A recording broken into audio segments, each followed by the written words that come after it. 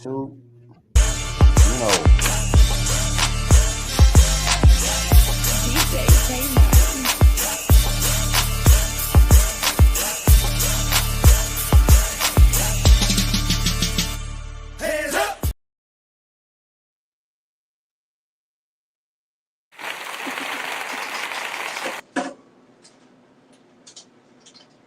Welcome to InTheBonus, a hoop show for hoop heads. My name is Elias Omar, and we have the usual suspects, all player luck, Yes. hiding behind some random old school, washed up old school basketball player.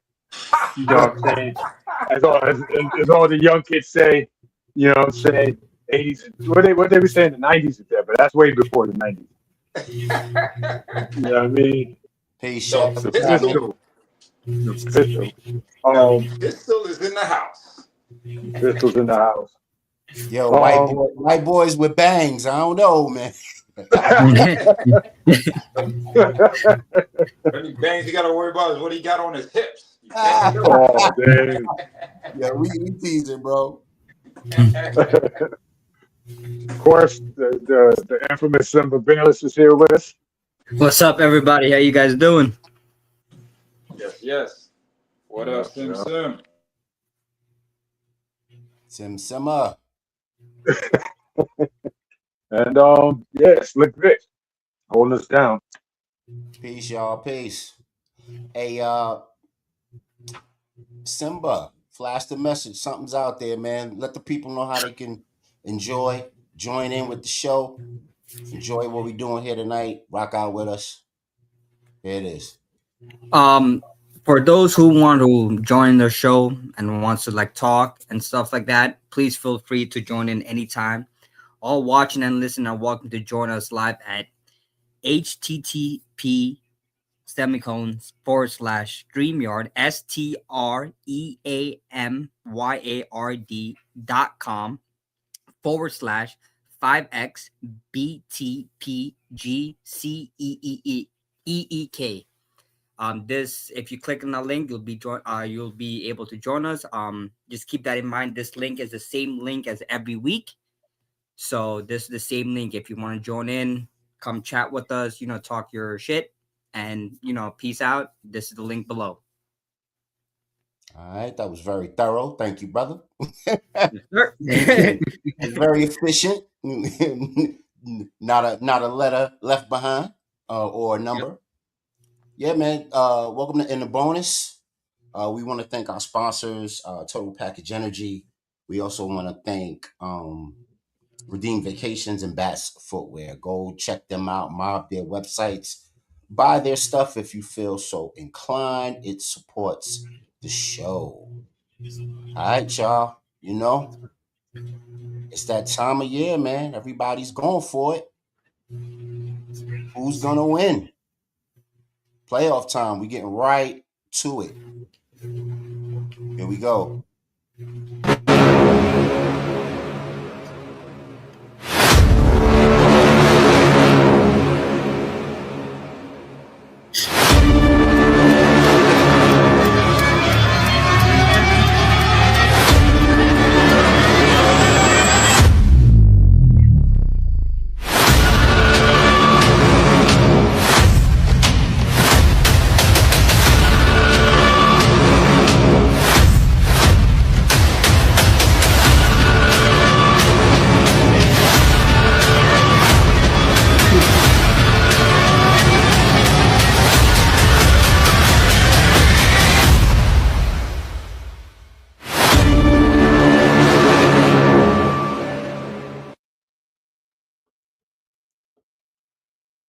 All right, man. Shout out to Heat Check. Go on Instagram. Check out all of their stuff. They got some really great animes based on. The cool thing about them is that they have animes that are like timely. So they make stuff that's happening like right now. So if you go on whatever stuff happened today, on Tuesday they'll probably have some up to date animes about the playoffs. How is everybody enjoying the playoffs? What does everybody think of how it's articulating, how it's moving, how it's shaking? Simba, what do you think, man? So far I have no complaints here. I have no complaints. Just a little like upsets here, and not upset I should say, but just like surprising like moments. As you could guys see in the playoff bracket that we have here, like Detroit is like really like it's an upset. There it's like it's like an upset that they're down, 2-1 against Orlando. As we could tell. Same thing with Denver. I'm surprised Denver would put up a better fight, but then again, I guess I was proven wrong because Minnesota's playing exceptionally well. But for those who's watching, whoever's Minnesota fans, I know Anthony Edwards and Dante DiVincenzo is going to be out. I mean, Dante DiVincenzo tore his Achilles, so he's going to be out for the whole season and for the whole playoffs. Mm-hmm. And I heard that Anthony Edwards will be out for a couple of weeks. So I don't know if that gives Denver a chance to come back from a down 3-1 lead. They did that before. You know what? As a sidebar, Minnesota fan, I ain't gonna hold you. I'm upset over that right there because y'all know that's one of my guilty out of town pleasures is Minnesota and the Ant-Man. You know what I'm saying? So I ain't liking that. Just from a enjoyment of the action perspective, be like I like watching them guys play. I mean, they're exciting to me. So you telling me, DiVincenzo's out indefinitely until next season, and now the Ant-Man is gonna be out 2 weeks. I think that changes the complexion of that series all the way. Yeah, that's what I agree with you too, Luck. It's just like Ant-Man has been doing his thing in the playoffs, which is like, which is good, but also you got to not take the spotlight away from the man, the myth, the legend himself, Mr. Rudy Gobert, because he's locking down Jokic in the paint. He's doing his thing, man. Yes, he's like locking him down. He's stopping Jokic at a certain point, and yeah, and you gotta also give credit to Jaden McDaniels because he's also doing his thing. He's a good wing defender. He's doing his thing on the court. He's just not one guy. It's like a couple players on that team that's holding Denver down. I thought it would be a good 7 games because last year they went at it too, or the year before they went at it too. Then it was a crazy game. It was a crazy games. All those games to watch. Unfortunately, Denver ended up winning that series. But hey, listen, they were down 3-2. They were down 3-1-2. Denver was down 3-1 in 2020 when we were in the bubble. I forgot what team they were playing. They were down 3-1. So this is a familiar situation they're in now. So let's see if they could make a comeback. Yeah, I mean, shoot, with those two guys not playing, it's absolutely favorable that they will make a comeback, barring injury. I think it depends on it. Aaron Gordon didn't play the last game, right, for Denver, right? Mm-hmm. No. So I think he's super, super, super important for Denver. You know what I mean? He does everything that Jokic, as great as Jokic is, everything that he doesn't do, Gordon does. You know what I mean? So if he's not back, I can see them winning a few. I don't know if they'll win 3 straight though. That's tough. Even with Ant-Man out. You know what I mean? I think the struggle for Minnesota is going to be, figuring out the offense without Ant-Man and without Debo. But I mean, you got Randall. He's probably going to have to be the main, the primary scorer. As Knicks fans, we all know how that tends to go. You know what I mean? But yes, I was just about to say he should love that. He should love that. Yeah, exactly. You know what I mean? And, basically they're playing. Depending on house money, they got 3 chances to win 1 game. So. And you were right. Gobert is frustrating Jokic. He is making Jokic work, bro. Yeah, he's stopping him. He's stopping him on the post. He's reading the passes. He's getting blocks. Like he's really stopping Jokic, which I'm surprised. Like but then again, I'm not surprised because he was a former Defensive Player of the Year for a couple of seasons. So that Defensive Player of the Year award is actually shown out now this year. So. Not even surprised. I know that's his specialty. Defense is his specialty. And he's doing his thing, man. He's locking down arguably one of the best centers in the NBA today, in today's game. So That's good for him, familiarity. They for him. they went at it a bunch of times, so I'm guessing Right. he's familiar with that matchup. I think he's a guy. I think Gobert is a guy who broke the new age rule, and he actually sat down and studied some games and studied this guy's, habits and stuff. I think he really did old school. He went old school on him. He really studied him. You know what I mean? Mm-hmm. You don't see that too often anymore in the last decade or so. You know what I mean? Mm-hmm. Where a guy looked like, oh yeah, he really improved in his offensive game drastically, like he really did some homework, and or his defensive skills. You know what I mean? Everybody kind of got their skill set and they just maintain it. You know. But So I'm gonna yeah, throw something before we get into the actual games that y'all wanted to analyze and kind of go through. I saw this online and I thought let me put it up so we could talk about it and see if it is ringing true. Now that the playoffs or the first round is a good, we're a good ways into the first round. Is this playoff tier ring true?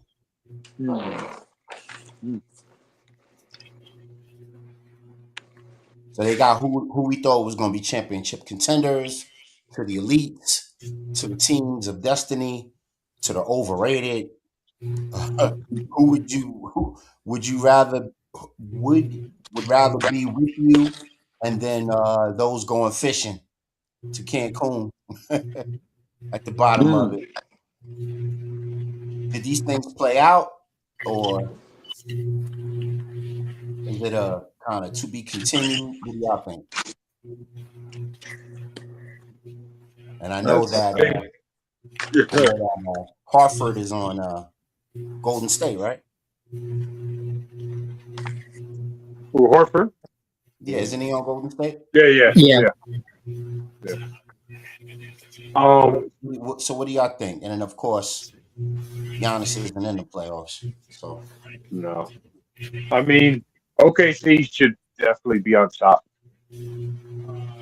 yeah, from absolutely. what, you know, clearly. That's the first obvious thing. Uh, I think with the Lakers are if they get Austin Reeves back and Luca back, and they're both decent, you know what I mean? Not showing too much rust. If they were playing anybody else except OKC, then I would give them a shot to make the finals. To make not necessarily the finals, to make conference finals. Right. You know what I mean? But they're just, you know what? It's the regular season, man. If they did better in the regular season and just got, you know what I mean? Just bumped up a higher season so they could play against a different team. We got the upside of the bracket, things would be different. But You know what the crazy part is? You know what the crazy part about that, Av? It's funny that you say that. Last game, when the Lakers were playing Houston, Austin Reeves was suited up. He was suited up to play. They didn't let him play. Why? I don't know. Coach's decision. But hey, listen, it's better to be safe than sorry. It's the playoffs. We don't want him to go down to God forbid anything else happen to him in the court. I'm Right. glad he didn't play. The Lakers end up pulling off the win anyways, but he was suited up. I saw on the bench with a tracksuit on and everything. He was ready to play. But it's just and the crazy part is they were expecting him to play. They said that he was making his return last game. And I was like, okay. Then when I saw the lineup, I'm like, okay, Austin Reeves is not starting. Maybe he's coming off the bench, which is fine. I agree with that. I think he should come off the bench. First quarter went by, didn't play. Second quarter went by, didn't play. Third quarter came by, didn't play. I'm like, oh, maybe he'll play in the fourth, Maybe one quarter he'll play. Yeah. The whole fourth quarter he didn't play either. So there was a coach's decision that he didn't play, which is fine. I'm not going against it, but I'm just saying he was suited and ready to play. And I actually wanted to see that. I actually want to see him play a little bit to see what he how he's doing on the court, his footwork and everything. Yeah, for sure. But in a way, I'm glad they play because Houston's playing a big lineup still. They have Jabari Smith Jr., Amen Thompson, Sengun, and all those other cats. They're still playing a decently big lineup. And the only small guy they had was Reed Shepherd, which he's a rookie.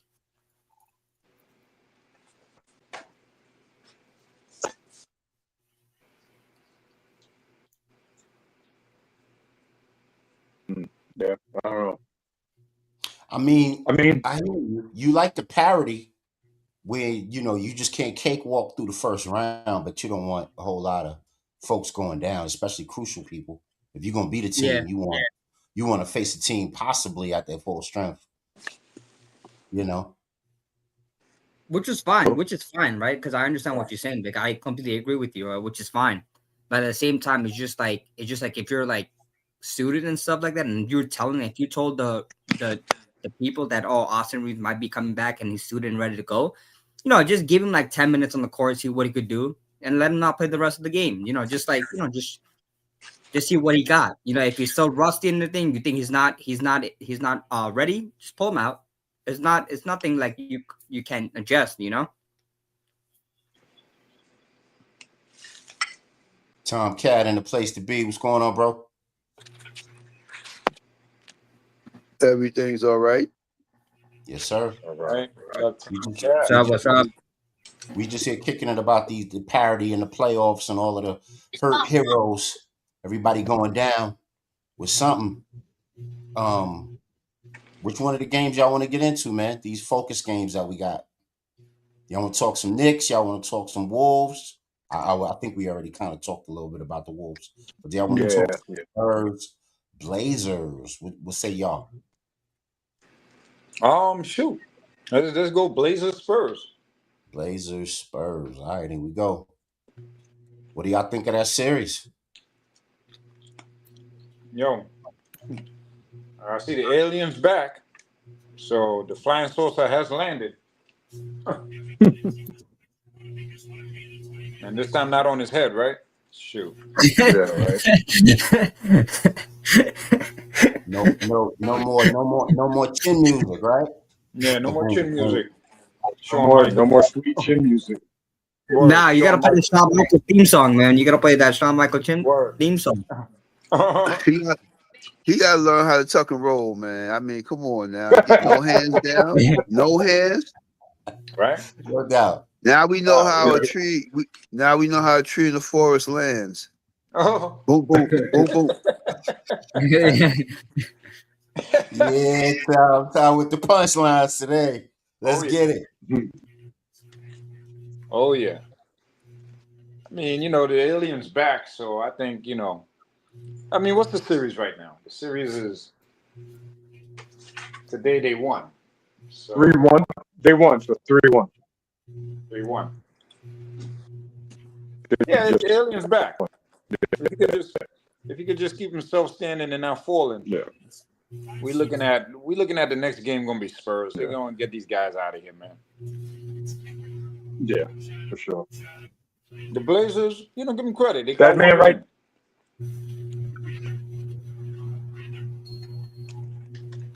I will say, bro, that he wasn't there.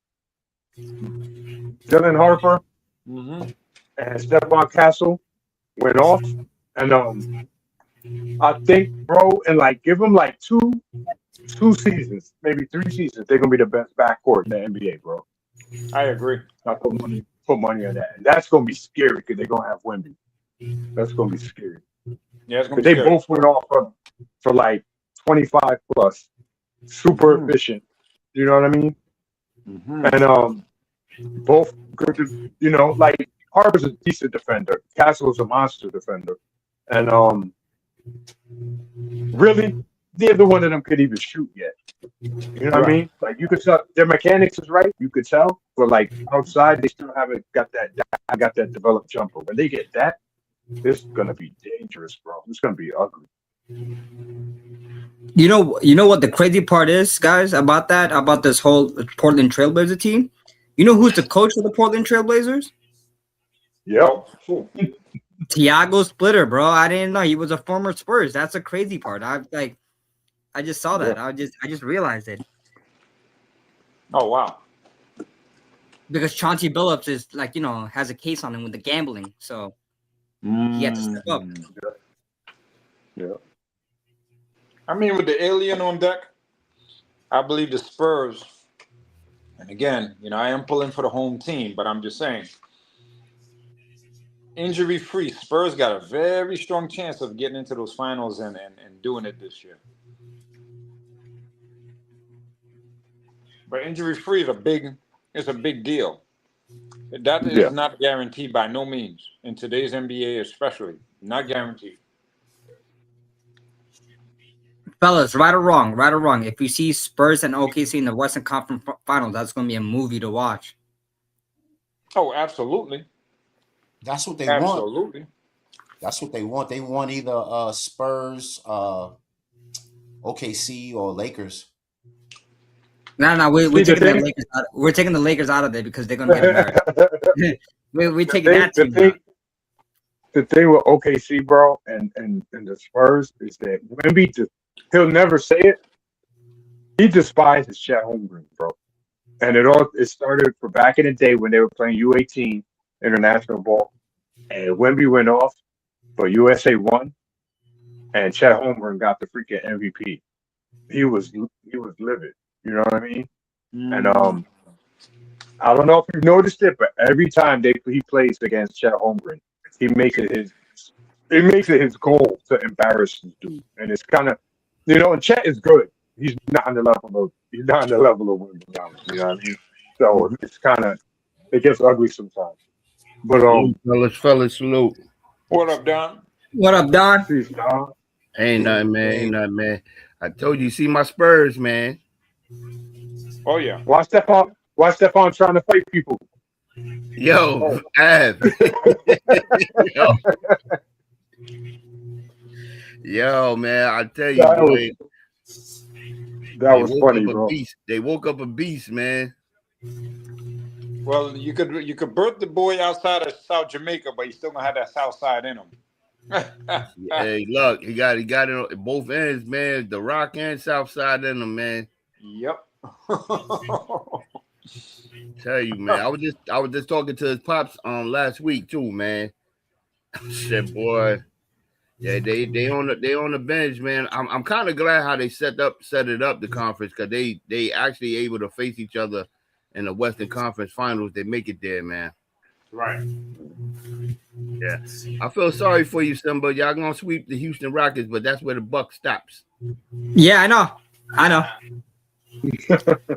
But I'm humble. I will give you this, Simba. If AR and Luka come back, I could see Oklahoma. I could see the Lakers winning 2 games. Yeah, but the thing is, like, the only question is, like, when are they coming back? Right? That's the issue. Yeah. Because Luka, apparently Luka is not. He didn't even do whatchamacallit. He didn't do contact. He didn't do contact practice yet. Okay. So he ain't coming back anytime soon. Okay. I think they should not play Luka. Lakers should be out, second round, and then start fresh next year, man. Because right now it's too risky to bring back Luka and Austin Reeves. It's too risky. What type of contact practice he need? He don't play no D. Or that's a great point. But it's just like they still want to do like contact practices and stuff like that, Yeah, I mean, these guys. What these guys need to do is like Av pointed out like a week ago. They need to just stop Euro stepping and stuff, man. Go back to your regular 2 steps to the bucket, and it'll be less injuries, bro. Because honestly, them 2 guys should be able to come back, man. But they're gonna be They're gonna be Euro stepping and all that crazy shit, and then they're gonna be injured all over again. Yeah, like you said, somebody, my Archie Murray could be cold and hot. If he can stay consistent, it gives the Lakers another little edge, man. They could definitely be competitive against Oklahoma, man. Not only that, knowing that, like, I agree with you, Don, with 100% what you're saying, right? But also, if you looked at the last game, I don't know if you saw the last game, but if you saw the last game, it just like Hachimura is a bad defender himself too. He can't guard nobody on that team. His 2-step is horrible. Yeah, he's terrible, right? Though I'm not gonna lie, the only person that's really playing good defense and helped us win the game was Marcus Smart that game. Yeah, what happened to him, man? He looked like the Marcus Smart from the Celtics. Oh, He was, for some reason, bro. He was better than him. Yeah, you might be right. On the offense, he might be better. Yeah. I agree. Like those, Like the he's gotten clutch free good. throws in the end. The clutch free throws in the end. He got 5 steals. Yeah, that's He got 10 assists. He got like 15 points. I'm like, yo, where? I'm like, where was this all season to back up nah. He Luka? had like You 20. serious? I think he either tied a record or he broke a record. Either the first or the second player to have 2 back-to-back games in the playoffs with 20 points, more than 20 points and 5 steals. He had 5 steals Look in at both that. games. Like, come Hey, on while we, now. Like he was doing his while thing. we're talking about the Lakers, let's get into a quick hoop streets real quick because it has something to do with this. Because there's some ruminations out there. Simba, there you go. Oh, whoa. Uh-oh. Lakers is in the Epstein file. New leaked Epstein file suggests the NBA is scripted and the Lakers will win the finals. Whoa. Get out of here. Oh wow. It can't be that scripted, bro. That's a lot of scripted. Yeah. That's a whole lot of script, bro. So That's a lot of according to playing this, in right? a According to lot of this, playing in the Sunshine State there, man.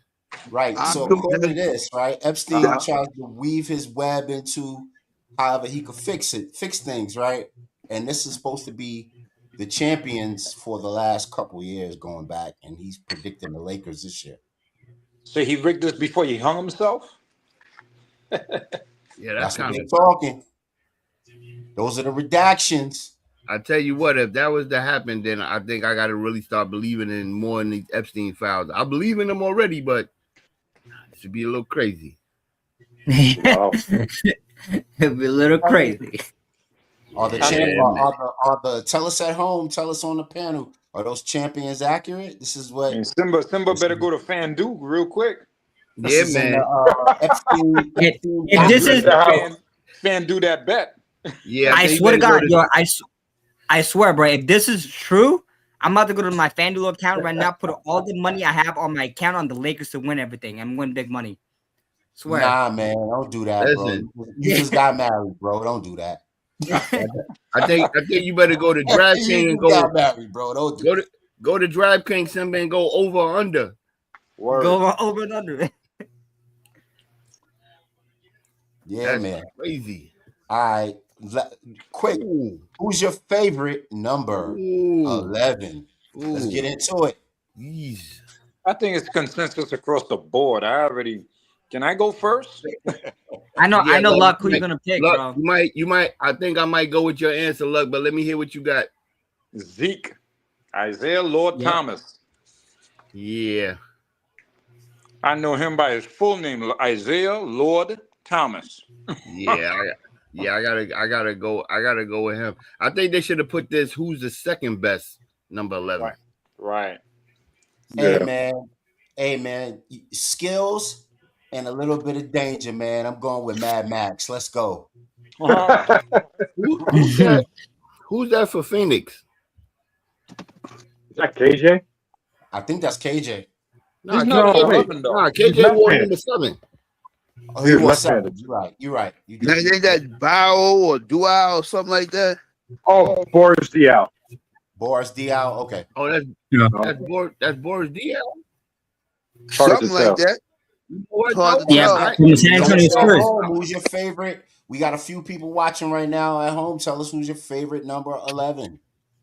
And I think outside of Zeke, man, I think I'm gonna go with that man up top, man, with the Blazers, man. Nobody says Sabonis. Oh, you just said him. Okay. Arvidas, the bonus. Yeah, I think I gotta go with him as number 2. Mm-hmm. He was almost one of the greatest centers ever when he was an amateur in the Soviet Union. Well, look, you know, there was a thing about with him. Kareem said he busted his ass. He bust Kareem ass one time, man. Wow, I didn't know Kareem said that. Wow. Yeah. When Kareem, they went overseas, Magic and all of them. That's how they knew about him before he came to the States. They said at the age of 18, man, he was putting it on them. Yeah, I ain't gonna hold you. You know, they were rivaling him with a prime Ralph Sampson at the time. Because at the time, Ralph was that new heat coming out of college. And they were talking about Sabonis being as good as him and whatnot. And they wanted to match them up so bad. That's why the Blazers drafted him like 2 years in advance of some madness. Yeah, man. They said the kid was no joke, man. Yeah, you know, the Blazers drafted him, and they just held on to the receipt, honestly, because he was still Soviet property. They didn't know if he was ever coming out, but they were like, yo, it's worth taking a chance. You know what I mean? Yeah. So I have a conundrum for y'all real quick. Basketball conundrum for my esteemed panel. What would you rather? Would you rather get dropped or cracked or posterized? Simba, if you had to choose one. Good 6 question. million ways to die. Wow. Choose one. Honestly, I would like get dropped and posterized and pretend like, you know, I dropped something on the floor just to play it off, you know? You gotta be smart about it. I ain't getting posterized. Good luck with that. Good luck with that. I'm not gonna Picking lie, up bro. change, I'm yeah? not. I don't Picking up want. change? No, yeah, I'm picking up change, bro. I'm like, oh shit, I dropped something. I just pretend like, you know, just play it off. And second of all, I'm not getting no man's nuts, hot nuts on my face, bro. No, thank you. I'll pass.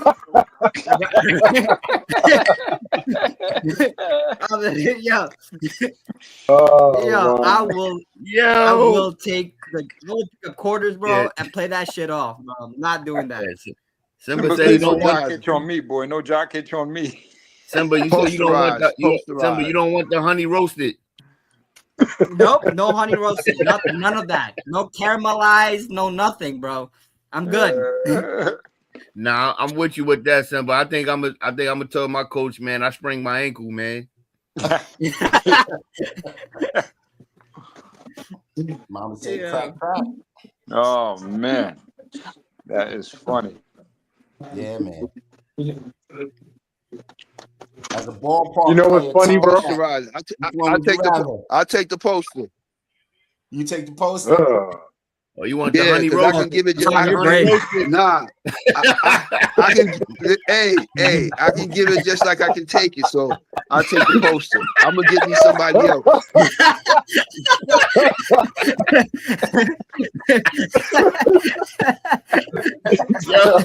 Yo, Tom, I gotta say thank you, brother, because honestly, I wanted to say the same, brother, but I fell back. I was like, you know what? I'm gonna job out on this one. Because I've been there. I've been dunked on, but it never looked bad like what Simba described. It never looked like that because I could jump. Nah, man. But on this one, because of what Simba said, I was gonna say, I'm saying, see, I ain't gonna be in the honey roasted level. I'm gonna be up there getting my hand broken. Real talk. Tom. Oh. Yo, my head is sweating. My head is sweating right now. Man, let's get back to these playoffs. So who we getting Once into? upon a time, I could get up. Once upon a time, I could get up. That's a fact. I'm your witness, brother. Don't worry, I got your back on that. Once upon a time, I could get up. Yes, he could. I'm your witness. Helmet City. We used to call it the helmet back then. Tom was giving helmets. That's what we used to call it in 80 Park. You dunk on somebody, we call that a helmet. Oh, man. Yeah, that's crazy, man. Yeah. Let's get back to it, y'all. Which one we going for the playoffs, man? We going over Knicks Hawks? Or we talking about... let's do it. Oh, Knicks Hawks? Okay, let's do it. Cool. Let's do Knicks Hawks. Knicks Hawks? Okay, cool. Wait, guys. Wait. I'm sorry. It was just funny the way Tom just said it. I'm still laughing. Oh, man. My head is hurting, bro. The way Tom just said it. Honey roasted and everything, yo. This guy's crazy.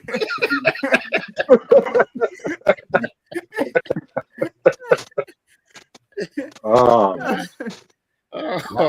Y'all got too many flavors for me, man. Get up off me, man. Just go there. Get up off me, man. I'm going with crack too. Here we go. Let's talk about these Knickerbockers. You want plain nuts or salt? That is leaded. So what do we make of this series, fellas? Mm-hmm. Tug of war, back and forth. Oh yeah, that's a tug of war. Wait, Man, can I- all I can say all I can say is the 2 games that I seen, they won. Yeah. Yeah, You need to watch. You need to watch the games with them. I said it, man. I'm looking at that team, and the Knicks should be up 3-1. We should be closing this shit out tomorrow. There's no reason. The way they played the other night with their defense, there's no reason why we even letting Atlanta be in the same league with us. I know this is There's embarrassing. no reason. But again, I told you fellas, Mike Brown is not the right coach for the Knicks. No. Now, I'm gonna tell you straight up. If I was holding down that team right now as the coach, yo, real talk, all these colorful sneakers come off. Everybody's wearing black sneakers. Okay, we're taking it like we're going back to the Georgetown Hoya days with Coach Thompson, and we going hardcore serious. Get your black sneakers on and get your mind right. And Cat be posting you up a little more often than usual. Like this is ridiculous. You gonna do them like Steinbrenner. Better come clean shaven. Yeah, real talk. Better say Real your talk. Hail Marys before you come into the arena. Real talk. Real talk, bro. Ridiculous, man. This is ridiculous, man. Can I say something about the whole Knicks and Luck brought it up so many times? It's just like it's true, bro. They play to the competition, man. That's the only way I see it. Mike Brown is a problem. He's a coaching problem. Mikal Bridges is ass. God damn. Who else? Yeah, he gotta go. He gotta go. All Hey around. Simba, it's a word we used to say in the hood. It ain't trash. He tree ass. He's tree ass. He's tree ass. Tree ash. Trit ash. I hope the Knicks can figure and find a dumb team that takes them in the offseason. No team is dumb enough. But let me ask y'all this, right? Let me ask y'all this. And I spoke about it with my coworkers at work about this whole situation, right? So Mikal Bridges, that the Knicks gave the first 5-round picks for Mikal Bridges. Who do you and Mikal Bridges on top of that has a big contract, right, with the Knicks? Who in the right mind would pick up that contract? What team in the right mind would pick up that contract? Nobody I know. That's what I said, man. You got So they just have to plug it out. They just have to plug it out, I guess, for like 2-3 years. I mean, yeah, unless someone could buy him out, but I don't think nobody else is gonna buy him out in the league because they don't have money for it. Nah, they're not. It's not worth this. Number the dude is not even to me. He's not a 3rd-tier player, man. It's not worth it. Dude is just not worth it, man. He's not worth. You give him $150 million for what? He should be a 6-man, like an 8-man, 6-man, 8-man. You know. I just told my brother today, man. I'm hoping that the Knicks can find a dumb team, man. A 3-way trade. I hope we can bring Devin Booker to the NY, man. That would be great. That would be great. I mean, that's a dream. That's a dream that may not come through. Because he need to get out of Phoenix. Yeah, I think you guys letting Devin Booker is a greater chance than you guys getting Giannis. I like my chances getting Devin Booker right now. That's what I'm saying. I think it's a greater chance. I think it's a greater chance of you guys letting Devin Booker, Giannis. Okay. I like my chances with that. Yeah, you know, Devin is what age? He's like, what, 30, 32? 30, he's about 31. 31. Yeah, he's a 31, yeah. That plays into it too, the age. You know what I mean? I mean, to me, he still got a good solid 5 years left in him. Okay. Yeah, I mean he's the same timeline as Brunson. You know what I mean? Okay. Yeah, you know, we get him, and we don't. If we get him and we don't lose Cat, for any scenario, that could be a capable squad that could really, you know, push for that title. You know, I think they can give people fits, man. Yeah, because and look what Brunson does by himself in the backcourt, and the crazy part himself. And the crazy part with that, Luck, it's crazy that you say that, right? I'm just going to add on to what you said, right? And Devin Booker could dribble. He could bring up the ball. He could help Brunson out like a lot. Yep. You could help Brunson out a lot, and that boy could dribble. I've seen him dribble. Like he's doing his thing. He could dribble and everything, so that could help Brunson out like tremendously. Oh, he got handles. He definitely got My handles. thing is, Simba, you getting an off guard that is actually a natural 6'5". Dude is 6'5". Yeah. Could you imagine him against McCullough? McCullough's not doing all this what he's doing right now. Yeah, 100%. I agree. Brunson, I don't know. Brunson kills me, man. That perimeter defense the other night. Somebody told Brunson he was Michael Jordan, man. Yeah. Exactly. The only guard I know that dribbles the ball and dribbles under the basket and still tries to score on you under the basket. Is that what him and his father had the little tussle about? They was going at it, Vic. Cause I don't blame his pops though, man. Cause man, like, what are you doing? Yeah. The only guard that ever did that is run around on the blanket, under the basket. Was Steve Nash. Steve Nash did that majority of the time when he was guard.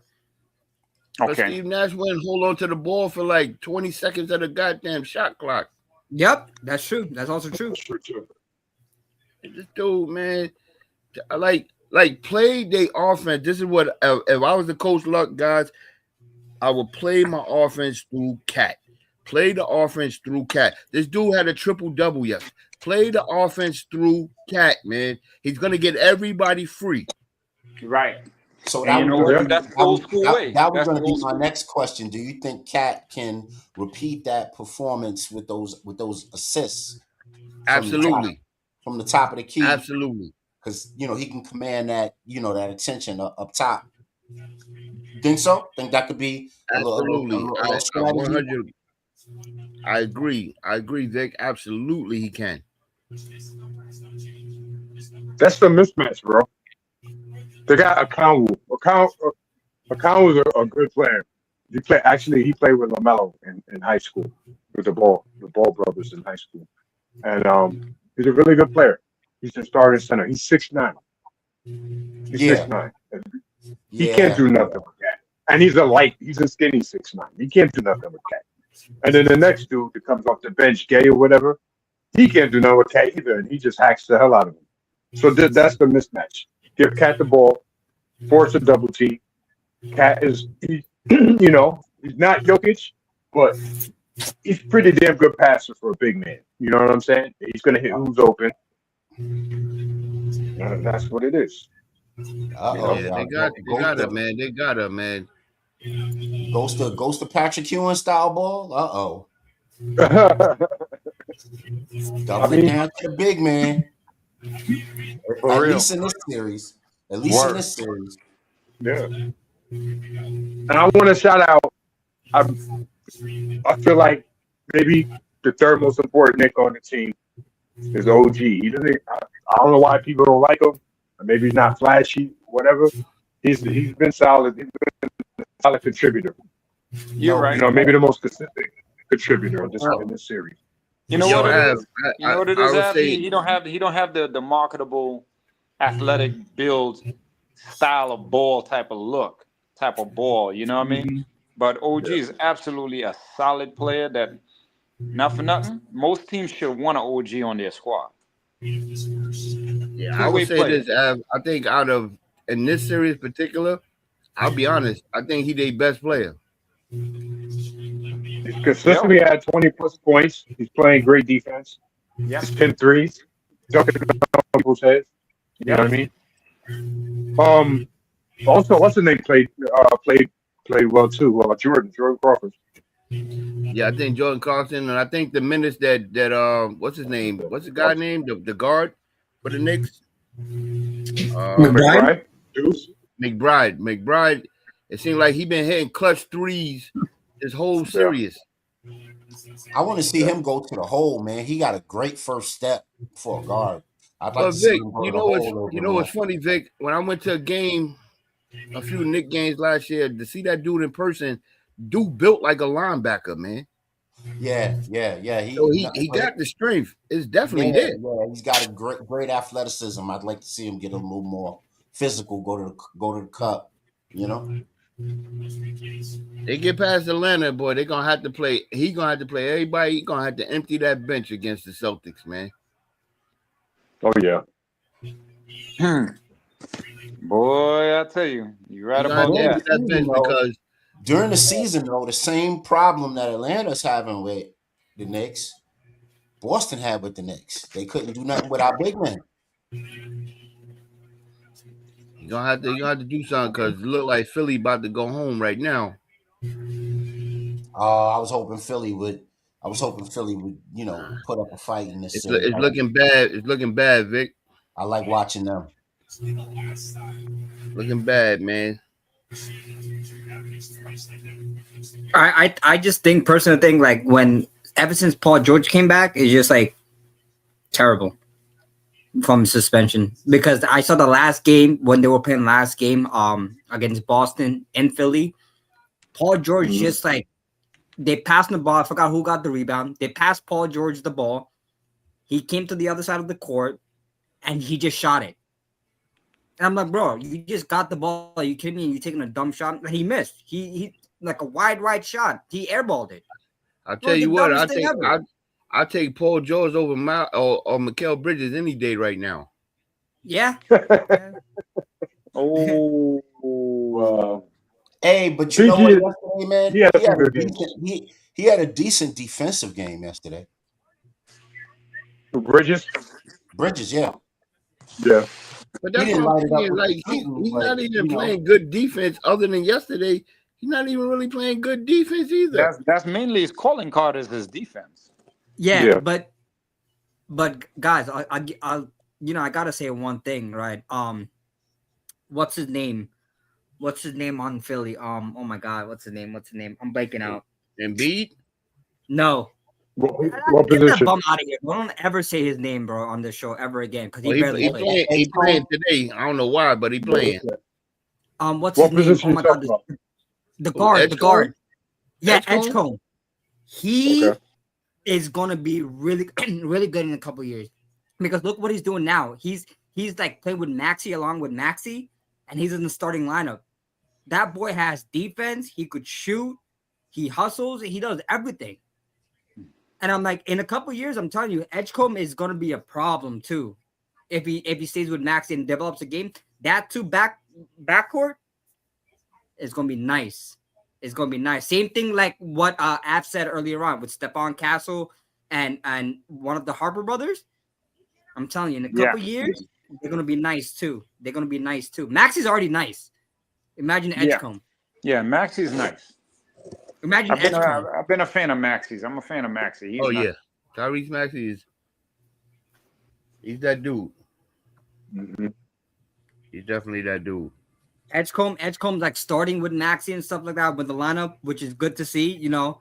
And ever since he was starting, or I don't know if he starts or comes off the bench, but ever since whatever he does, whatever his role is, whether a starter or a bench player, he's doing his thing, man. Like I'm seeing his stats. He's dropping at least 20 plus. Yo, win or lose, he's dropping 20 plus. You know, I'm like, yeah, that's what you call consistency right there in the playoffs, especially for a rookie too. Man, where do you get that shit now? Yeah. Yeah, they gotta build behind that backcourt, man. If they don't do it, that's gonna go to waste. Oh, yeah, man. And guys, one more thing. Can we talk about how Draymond was shooting lights out threes like he was Steph Curry from the corner? Like, did you see the last Boston game? He was shooting like no problem. I'm like, Draymond never shot a shot in a day in his life, and until like a couple seasons ago when he started shooting threes from the corner. Wow. You talking about Dre? You talking about Andre Drummond? Yeah. No, sorry, not Draymond. Sorry, Andre Drummond. Yeah, Andre Drummond. Yeah. No, that was crazy. Well, and I'm like, that's currency for that's currency right now in the NBA. You can hit that three shot. Mm-hmm. Yep. You know, you add that little bit to your offensive bag, especially if you're a big man. That's currency right now, you know? This guy can't make a free throw, but he'll shoot a 3-point, bro. He makes threes easily, right? Like, fundamentals is not there, but he'll shoot a 3. Make it make sense, man. Hey man, speaking of the future, bro, let's talk a little bit about your let's do a little college break real quick. Let's talk about these picks coming up. Let's do it. My guy, that's my guy right there. So the mock draft is out for college players, as you could see, fellas and everybody who's watching, that these top 10 players are they declared for the draft this year coming up. So at 1, we got AJ Dybancer, 2, Daryl Peterson, 3, Cameron Boozer, 4, Caleb Wilson, 5, Darius A. Cuff, and so on and so forth. You know, so they declared those players declared for the draft according to other players too. And they created a mock draft, as you could see over here. They said that AJ Dybancer is going to the Wizards according to the mock draft. Darren Peterson is going to the Pacers. Cameron Boozer is going to the Nets. Who's number 4? I can't even read number 4. Somebody could help you. Caleb. Yeah, Caleb is going to the Kings, and number 5, I don't know who number 5 is, but you know he's going to the kid from Illinois. From is that Flemings? Yeah. So he's going to Phoenix. I mean, not Phoenix. I mean Utah. So, fellas, I want to ask you guys a question, right? And I spoke to Vic earlier on before we started the show. Instead of just looking at this mock draft, let's take the first 5 players that we see, right? Which team do you think is beneficial to get these rookies to help them out rebuild? Let's not look at the mock draft. Like let's get creative with it. I want to hear your own mindset of where these players should go and start their NBA career. Which team needs them the most? I'm gonna go with the first 2 players right there. All right. And that's only if with those 2 teams, the 2 star players are healthy. For the Wizards, that's AD. If AD is healthy, I looked at that Wizards whole organization with what they have now with Trae Young and my man SARS. If and only if, it's a big if, this dude is healthy and you add this young kid to that team, they're definitely the new Charlotte Hornets next year. Okay. I look at, again, let's go with the second pick, Peterson. I like that pick for the Pacers. I like it only if Halliburton comes back, which we know he's going to come back on a vengeance, that's a hell of a backcourt. That's a hell of a backcourt right now. And you add Siakam, you add what they got, my man, the center from the Clippers. I'm looking at that team definitely pushing the button. I'm not saying they're going to win it, but they definitely going to be in competition with the Knicks and everybody else in the East. I agree with what you're saying, Don, right? But let's switch Boozer to the Pacers. What do you think about Boozer to the Pacers instead of Daryl Peterson? Boozer to the Pacers, I don't like it. I don't like it. I don't think that's the fit that they need. Honestly, I don't like it. I don't think that's the fit that they need. I think for the Nets, him being a cornerstone, but again, we looking at that net team. I mean, they got a couple of pieces that's, there. I mean, Michael Porter Jr., but I mean, do we look at the Nets winning 30 games next year with him there? I don't know. No. I'm not looking forward to that. I feel bad for Boozer, man, because only if the Nets have more picks in this draft coming up that they can add a couple of pieces, especially to that backcourt. Then I can say the Nets might be able to gel and we can see some competition in New York. But other than that, nah, I don't care who they get right now. So in the NBA, Boozer's a 4, right? He's gonna be like a 3. He's depending because No. And he can't play no 3. He can't play no 3. No. He'll get tracked. He got to be a 4. Yeah, he's gonna be a 4. He's like 6'9". Yeah. 6'9". Yeah, he's gonna be a 4. I mean, let's look at it like this: is Boozer better than what's my guy name that was with Memphis and now he went to Utah? Triple J. Right. Jaren Jackson. Is he better all around than him? Maybe on a jump shot level, yeah, he's probably better than JJ. He probably definitely without a doubt. But defensive wise, I gotta give it to JJ. I gotta rebounding wise, I gotta give it to him. Yeah. I don't know, like you said, he's gonna play the 4. You're gonna be playing against dudes that are dominant at the 3 and the 4, Jason Tatum. He's gonna play guys like Siakam. He's gonna play guys like Tatum.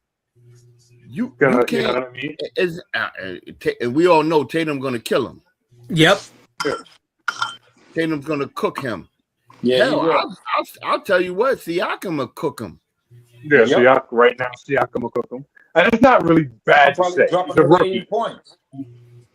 He's a.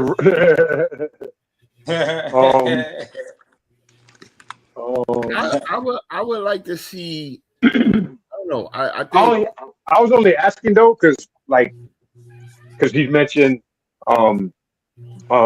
who's are going to the Pacers, and I feel like that would be a bad fit because of who they have. Yeah, I think it's a bad fit. Really, other than the Pacers too, it's funny, and Utah. Other than the Pacers and Utah, them 3 organizations are bad basketball organizations, bro. As far as the Wizards, Brooklyn, that's where you don't want to be if you're a rookie. But it is what it is. You know what I mean? Yeah. So yeah, it's just like because I want to but before I start, does anybody want to take a shot at it? Vic, Luck, anybody want to talk about this? Repeat your request. So where do you think these 5 players, right, or the first 3, since we talked about the only first 3, instead of looking at the mock draft and they already predicted where they want these 3 players to go, what other team do you think these players could fit in? These 3 players could fit in. Instead of the Wizards, the Pacers, or the Nets, what other 3 teams could you see them playing for and fitting in? I don't know. AJ could fit anywhere. Shit. Go ahead, my bad, bro. I didn't mean to cut you off. No. Go ahead. I'll let you finish, bro. No, I was just saying. I feel like AJ. Any team would be happy to have AJ. Yeah. I think I would actually, if I was the Nets, I think I would actually. I might think I'm crazy. I think I would actually go with Caleb Williams on Brooklyn Nets than Boozer. I can see that. I think just because of the versatility that he gives, I think I would actually go with him. And you have him and Michael Porter Jr. At least you have a cornerstone that you can kind of build around.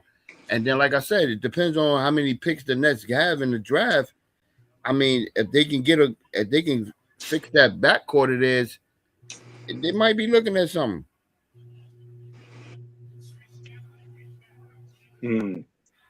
You know where Boozer would be a great fit?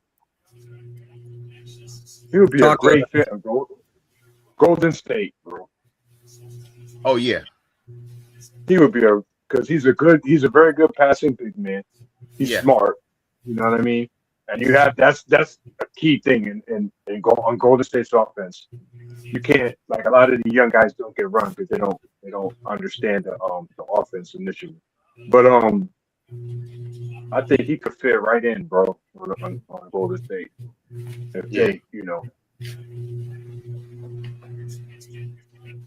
Yeah, so I also heard the guard for Michigan. What's his name? I forgot what his name, but he declared for the draft also, so that should be interesting to see. Which Like one? the point guard. From the Wolverines. Who won the tournament? It starts with an E. No, but I'm asking which guard. Are you talking Lindenborg or are you talking They both They're make both declared. declared. They both declared. oh Kamal declared as well? Wow, I didn't know Yeah, that. the Yeah, point, he the point declared. He guard. declared for the draft. Yeah, the point guard. That's interesting. Yeah, Lindenborg is projected on this. Vic, if you could scroll to your right, you'll see he's 12 at 12. He's right there. To the Blazers. The Dominican LeBron, as they call him, right? Let's Dominican LeBron. Dominican LeBron. He's another guy. And the Golden State is right around there. I'm almost willing to bet money Golden State picks him up. That'd be a nice pickup for them. Yeah. Yeah. Along with Steph Curry, with like the amount of time he has left in his career, it would be good. But AJ said that, guys, I don't know if you heard the interview, that when he declared for the draft, he's still going to finish college online. So I don't know how that's going to be an effect with his NBA career, because his parents want him to finish his college career, which which is a very smart thing to do for his parents to do. But when it comes to the NBA and stuff like that, when he gets drafted, it's going to be tough for him going to school and travel and all that stuff. So we'll see how that works out. Hey guys, I think Tomcat trying to get back in. Okay. Because he was kind of going in and out. All right, there you go. I'd like to see. I'm glad Tomcat came back. I'd like to see Charlotte make a move and get Boozer. I want to ask you a question. Being though he was handpicked for Duke, do you think he'd been that good in the SEC or any other conference? Who's that? Boozer. I think he would just overhype because of the name. That's all. Right. I think it's just because of the dad and all that stuff. The Boozer twins, quote unquote, right? It's just the name. I think it's just name. Was he good? I'm saying he was handpicked for Duke by the name. But what do you think would have happened if he went to another conference? Good question. I don't see nothing special about him. The couple of little times I watched. I got a big question mark on Boozer. Like, I think me and Ab was talking about that before. I just don't think for him to be in college, he was actually bigger and stronger than most people. But we all know when you head to the grown man world, I don't think he's going to average for a career. I don't think he's going to average 20 a game. You know what I think we're looking at? Another J.R. Reed. I think that's what we're looking at here, fellas. Or Armin Hammer. Hey, look, it's funny. My brother said that to me this morning. Oh, say word. Great minds think alike. He said the same. And we know J.R. Reed was a beast at North Carolina. Yeah, he was. He was just like when he got in the league. He was on CTV. They thought he was the next Charles Barkley. Remember, Don?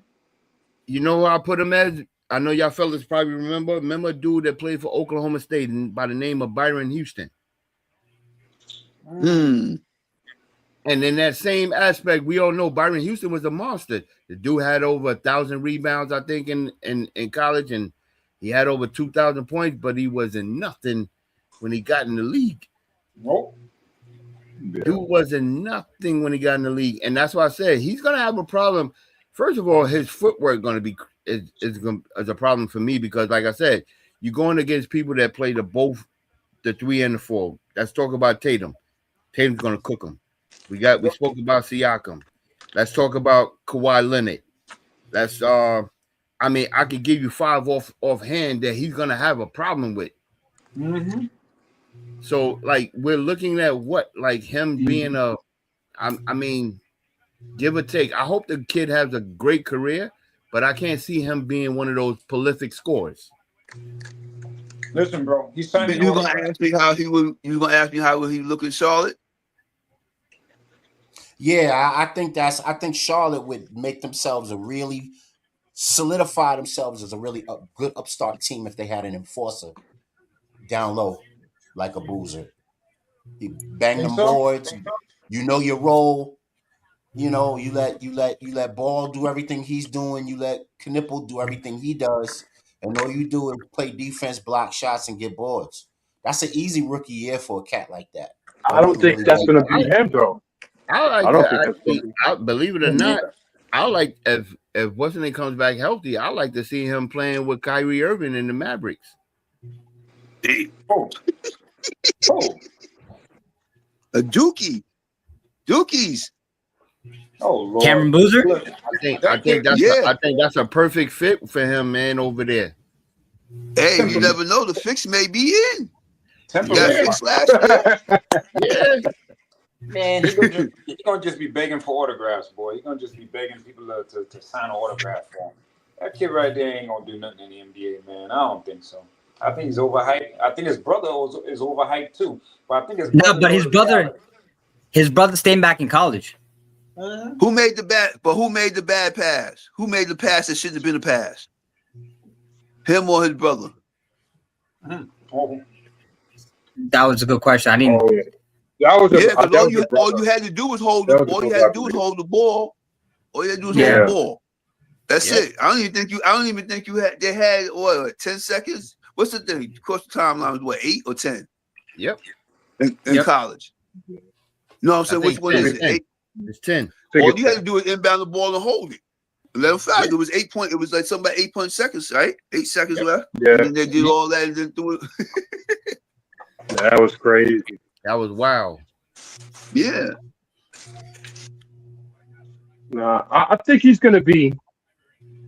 I think he's going to be and I mean, after the maturation of his career, a 12 to 14 point a game, 8 or so rebounding game kind of guy. That's what I think. Me too. Mm-hmm. I think you're right. I think you're right. Because all that he did his thing in college because he was physically dominant against those guys, and he was playing center. He's not going to be able to play center. Maybe he could play center some small ball lineups. I look like a Draymond, but he's not Draymond on defense. You know what I'm saying? Right. So, and he's got to guard these guys. Like Don was saying, he's got to guard Kawhi. He's got to guard LeBron. He can't even keep up. If LeBron running full speed down the court on those fast break Luka Hail Marys, he can't keep up with him, bro. Hell no. LeBron is still. You know what I mean? He's still as athletic as some of these young dudes right now and whatnot. That's who he's going to match up with. He's going to match up against KD. KD is playing for a lot of times. Sometimes. Like I say, he's gonna be, he's gonna be one of them guys that's gonna have a tough rookie year, bro. And like you said, you got people. You got people that like Anunoby that he's not gonna blow past Anunoby like that. No, and he's not gonna push through him either. That's the difference. He was doing. That's what he was doing in college. His body and everybody. You're not gonna get his body. I tell you what, as strong as he is, he might not even be pushed past Josh Hart. Hey, what's the difference in the Boozer kid size and Karl Malone? Karl Malone's bigger. Yeah, Karl Malone's taller. Yeah. Okay. Yeah, he's much taller. Karl Malone listed. Yeah, Karl Malone's like 6'9". 6'9". 6'9". Yeah, Karl 6'9". But he was wide as hell. He looked bigger. Yeah. Oh yeah, he's a monster. He looked bigger than everybody on the floor. Big Bama ass. Yeah, that's definitely that cornbread. Yeah, Malone. Ray Trailer Long. Ray Trailer Malone. That was a big boy. Like him or don't like him, but shit. Yeah, man. Let's take a Hoop Streets break real quick. And I just wanted to show y'all. Well, you know what? Since Chevy asked for it in the beginning, man, let's get the ugly over with, man. Here we go. Yep. Oh. Shaq said give it 6 months. I know who you was with last summer. Oh, yeah. Crazy. This is crazy, fellas, though. But I'm not understanding my man, but then I do understand him, man. I think Pops is trying to get a little of the recipe too. Oh wow. Yeah, man. I mean, the man said he can't commit. He said he can't commit. He feel like he can't commit to one woman, but why wait all this time, man? Wow. Said he can't commit, man. I mean, he did it. He did it. What we call at the hospital when we don't have enough staff. He did a trash and dash. Oh, Wow. yeah, I thought the home cooking was good, man. What it is. Cooking Thanksgiving dinners and stuff. Yeah. You know, the He stallion was was putting it tight. down. It was. Look. Yo, she was tight, look. She was like, you had me cooking dinner. Yeah, and the world knows it. And the world knows Yeah, it. she tight. You had me all domesticated. Yeah, domesticated stallion. He was taming the stallion, had the stallion in the kitchen. Oh boy. And the whole world knows it. She put the man business on I hope- Front Street, talking about he come home.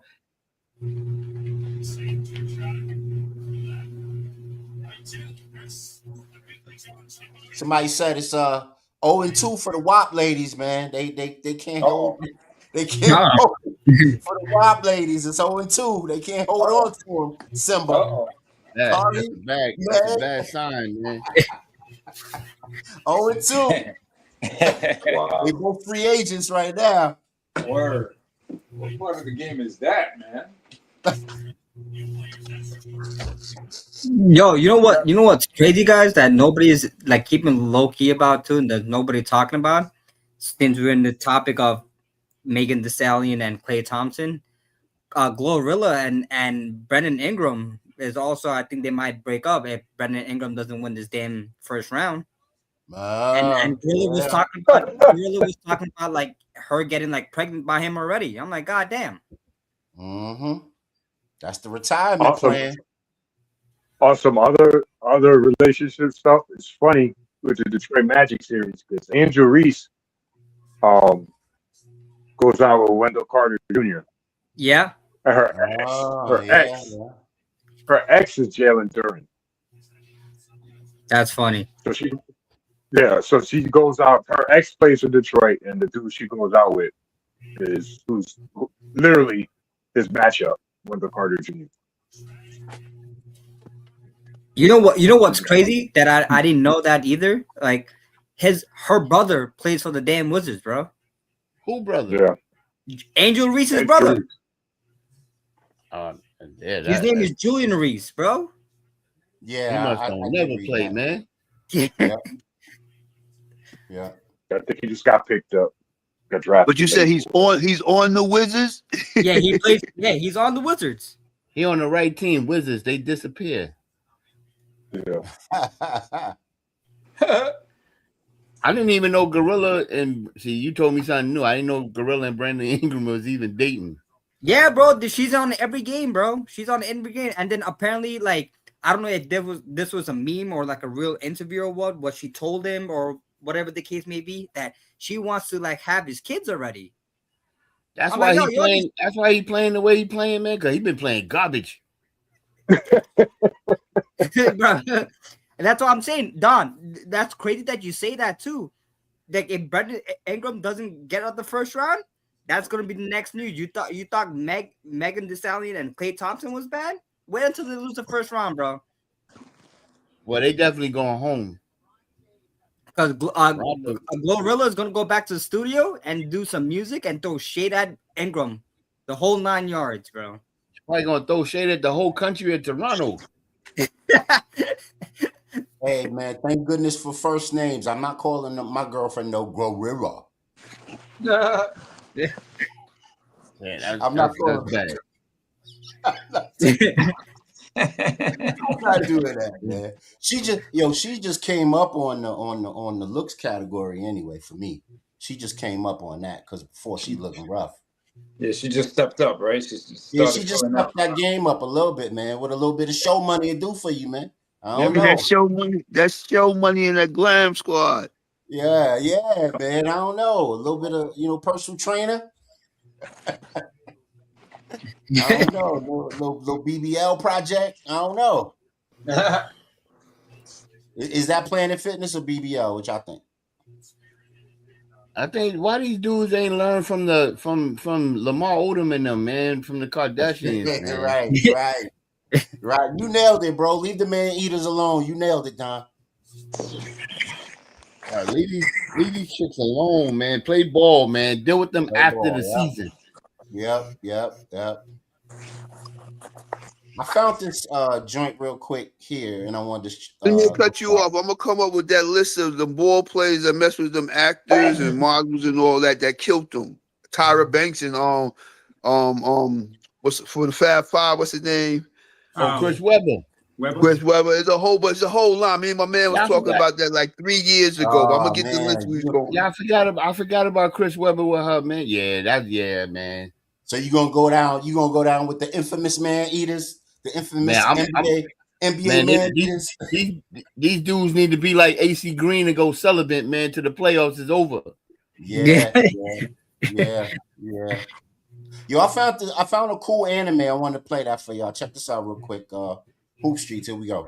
$1,000 out of a superstar's hand. Do something! And it cost him $40 million. It's 1998, Orlando. 3 timeouts left. Oh, he throws it down with authority! The biggest player in the NBA just signed a $40 million shoe deal. His face is everywhere. His sneakers, not for everybody. One day, leaving the arena, an angry mother stops him. She tells him his shoes are too expensive for the community. He tries to play savior with $2,000 cash. She smacks it right out of his hand and says, "Don't give me money, make something we can afford." The disrespect hits hard. For the first time, he's not the hero. He stands there, thinking, and he makes a decision. He drives straight to corporate, tears up the $40 million deal, and walks away. He builds his own brand, starts selling sneakers for $20 at Walmart. The industry laughs, but families didn't. They bought them, millions of pairs. And before they could react, he beat them at their own game. The superstar who chose his community over a paycheck was Shaquille O'Neal.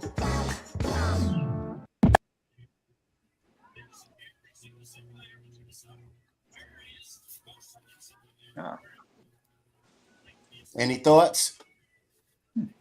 I remember owning my first pair of Shaqs too at Payless. Holy shit, they were the shit, man. It worked out for him, you know. So he looked at the point where he got money already, so I can eat that 40, and he sold it to make the people happy. Yeah. Now, did he do it first, or did Marbury do it first? Marbury did it first. Yep, Yeah, Marbury did it first to do it. Yep. So he was just following pretty much, a trend that Marbury started. I mean, we went through those files in the Marbury special that we did, right? Him cutting sneakers in half and stuff like that.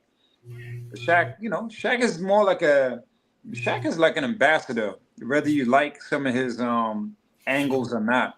But yeah, his sneaker definitely worked out, probably for a longer stretch than Marbury's, even though Marbury kept making sneakers even when he was in China, but they weren't accessible over here, you know? Strawberry's short set. I didn't get the sneakers. I got 2 Strawberry's short sets. Oh, well, yeah, I got, man, I had me a few of his sneakers. I had me a few pairs of his sneakers.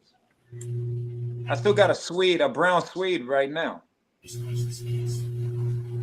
pulled them out the closet like a couple months ago. Get them aired out a little bit. Classic Strawberries.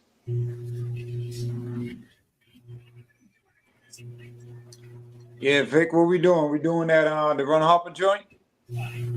Yeah, sure. We can get into that. Let's get into this real quick before we leave Hoop Streets. Let me get your opinion. Shake the table. Who's the most copied? Top 5 most copied player of all time. True, false? Oh, wow. You could even say impactful players of all time. Now, okay, what are we saying that they're the top 5? Yeah, according to this source. I just wanted to throw it your way. Simba, what do you think, man? You probably the youngest one of us. Do you think these people are the top 5 copy ballers of all time? I'm not sure if you're familiar with Hot Sauce and Sham God. Yeah, of course. They're one of the famous street ball legends out here, man. Embarrassing people out here. I've seen videos of them. I'm familiarized with them. What's your thoughts? Most copied or no? It really depends. Like I mean, but then again, like everybody, you could even say idolized. right? Everybody idolized, right? Like I'll give an example, right? Like Steph Curry. We'll take Steph Curry today, right?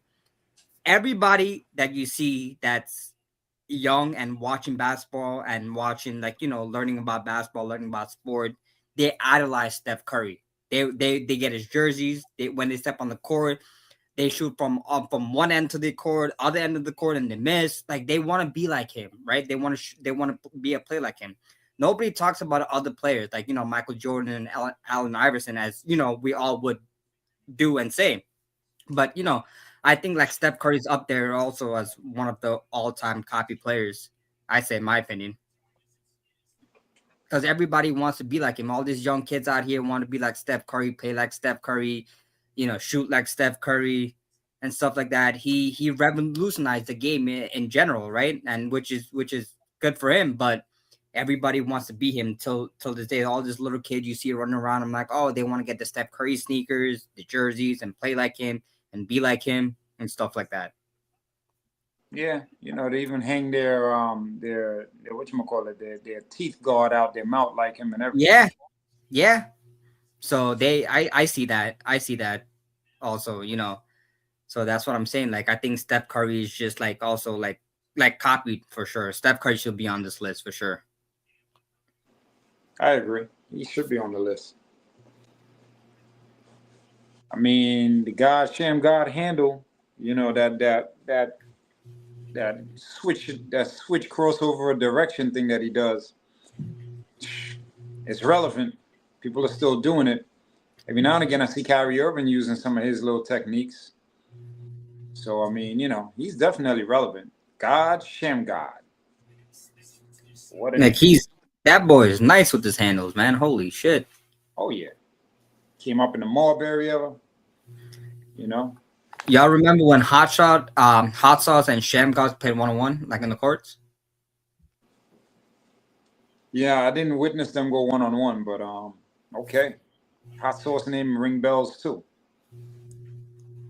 Definitely ring bells. See, with Sham God, I always had that kind of respect for him because he competed against Marbury and who else? There was another guy of that time period. Oh, like Shaheem Holloway. He was competing against Marbury, Shaheem Holloway, and Wafer. You know what I mean? Yeah. But the thing had a lot of respect for him, and he made it to the pros. Yeah, but the only difference between Hot Sauce, I should say, not Hot Shots, excuse me, and Sham God is because like Hot Sauce is like a street ball player, like he's a street ball legend player. You can't use that in today's NBA. Sham God, you could use his tricks and dribble moves in the NBA, so that's the only difference between them two. Yeah, they're both nice. They're both nice. They'll make you touch earth. Yeah, for real. They'll make you touch earth for sure. Yeah. But it's like, Hot Sauce is more like, out in the streets, Yeah. And Jordan, I mean, let's be for real. Like, Jordan should be, I mean, I know they're not doing it in number for, say, number one, number two player, because Jordan would have been number one. I mean, let's be real. His style is a style that has been copied for quite a few decades, Kobe Bryant being the maturation of somebody patenting their game behind a Jordan. Kobe being the maturation of that, But there were others. Hell, I borrowed some stuff off of him. Shoot. I think we all did, one way or the other. No matter how much we didn't like the way he did the Knicks dirty, but come on, guys. Now,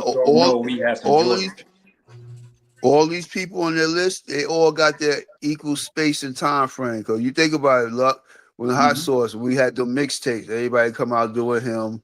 Iverson and Jordan had his run. Shangar had his run. Curry got his run now, which is ending.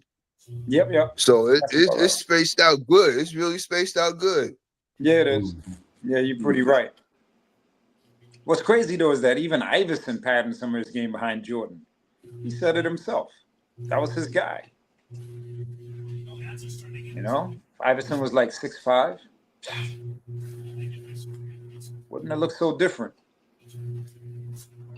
Do you remember on those and1 mixtapes, Hot Sauce bringing the ball up on the wing,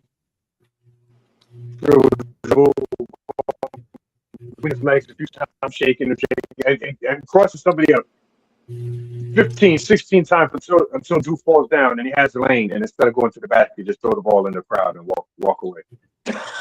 Yeah. Yeah.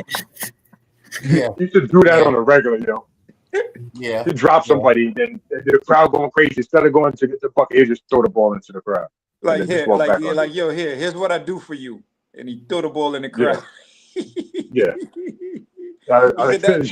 He said that was the bucket.